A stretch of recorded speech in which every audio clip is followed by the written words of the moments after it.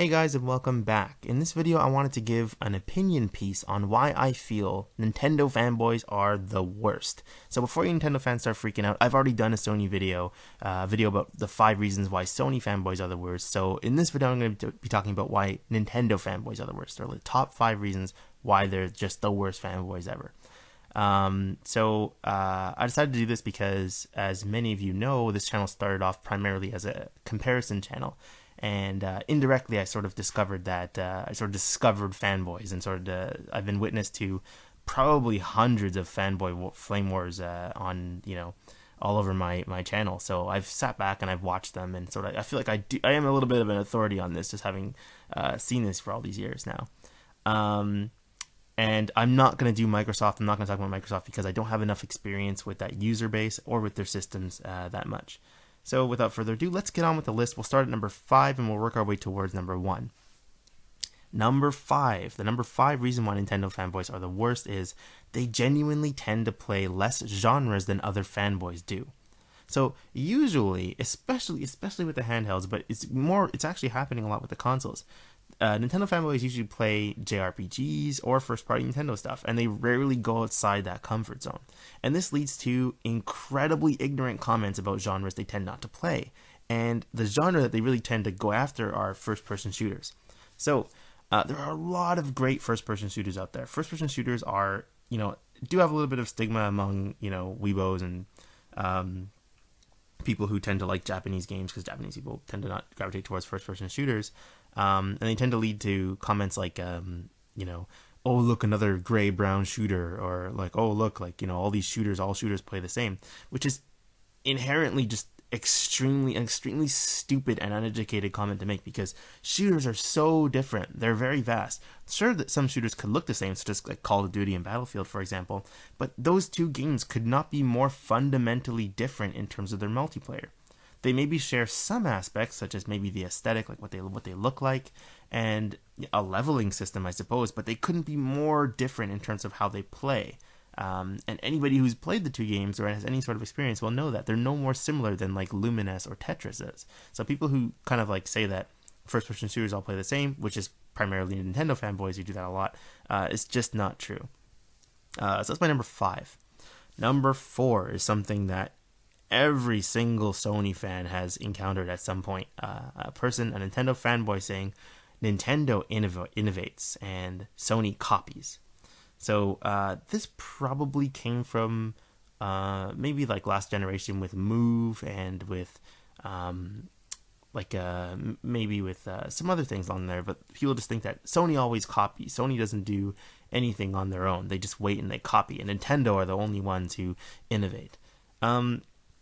So I have 2 problems with this. Number 1, it's just factually untrue. Sony innovates a lot. They are the first ones to do a lot of things.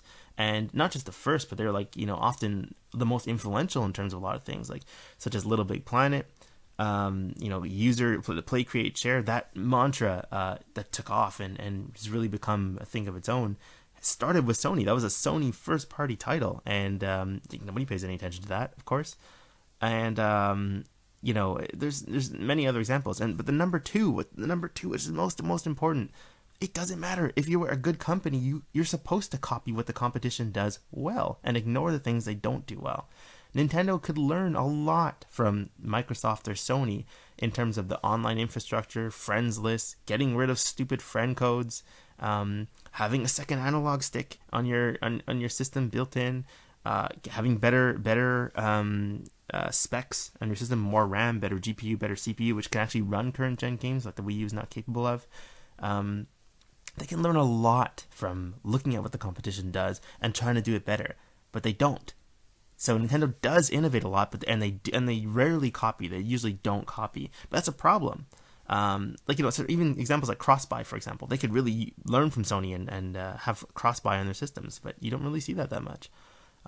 Anyway, so that's it's just something that bothers me, saying that Nintendo innovates and Sony copies. Number 1, they don't that much, and number 2, it's a good thing if you're copying. Anyway, so moving on to number 3. From my experience, Nintendo fanboys generally troll message boards, videos, and articles of competing products more than the other way around, more than other fanboys do. So I spent a lot of time on the GameFAQs Vita message board, and has a lot of Vita fanboys there, a lot of really good users too, like a lot of good fans or prospective or people who, prospective Vita owners and everything. But I would say like a huge chunk of the people there are Nintendo fanboys, are just huge Nintendo fanboys who just go over there to shit on the system basically. And it's out of control. And I've spent a lot of time on the Wii U board as well, just lurking usually on Wii U topics on NeoGAF, stuff like that. And you don't see it the other way around as much. You do see it. You do see some, angry Sony fanboys sort of revenge trolling the Wii U board, but it's nowhere near on the level that you saw in the Wii versus PS3 days, and now the 3DS versus Vita days. It's just out of control. So I don't know what the heck they're insecure about. I mean, 3DS is winning, like hands down. 3DS is winning the sales war. They should be happy about that and go play your system. What's the point in going over to Vita and trying to like take it down a notch too? It just reeks of this strange insecurity that I don't really see with other fanboys. It's just so strange. Anyway, that's my number 3. Number 2, is going to be another saying that you hear Nintendo fanboys say a lot, is that Sony fanboys only care about graphics. We care about gameplay. And this usually stems from the fact that Nintendo systems, especially in recent years since the Wii and DS, tend to be underpowered in comparison to the competition. Now, this is just so silly. This is like probably one of my top complaints right here, because it implies that more power means better graphics. And yes, it does. More power does mean better graphics. But it's like they think that less power means better gameplay. So, first of all, no, it doesn't. It's the opposite. It's the opposite. Having less power means less gameplay opportunities. Having crappier hardware means less gameplay opportunities. A game like Hotline Miami, for example, will be impossible to play on 3DS. Even though it would run well on 3DS, you can't play it without a second analog stick, and no one's using the CirclePad Pro. So, more graphics and more capable hardware in terms of buttons and like, let's say, for example, an open world game like Gravity Rush or Uncharted or Killzone Mercenary, these would not be possible on 3DS. So yes, they look pretty, but it's more than just that. Power gives you more gameplay opportunities. And this is especially pertinent when you're talking about the Wii U, which cannot run current gen engines. It can't run Batman, the new Batman game coming out. It's impossible for that game to run on Wii U. They said it. It wouldn't run properly, so it's not going to get it. And same thing with the next Battlefield game or the next big bombastic shooter. They're not going to be possible on Wii U, and you're going to see more of that moving forward. So power isn't just about graphics; it's about gameplay as well. And everyone cares about gameplay, not just Nintendo fanboys. And so this brings us to the number 1 reason why Nintendo fanboys are the worst. And this is something I personally experienced on a number of times, actually, twice now that I can remember really, really experiencing this. But they do not accept any score below an 8 for popular Nintendo games, and they'll lose their minds whenever they see one. So the 2 examples I can bring up here, specifically with my channel, but I've seen a lot of other people's channels as well, is the 7.5 I gave to Fire Emblem, and I think the 7 or 7.5, I think 7.5 I gave to Pokemon.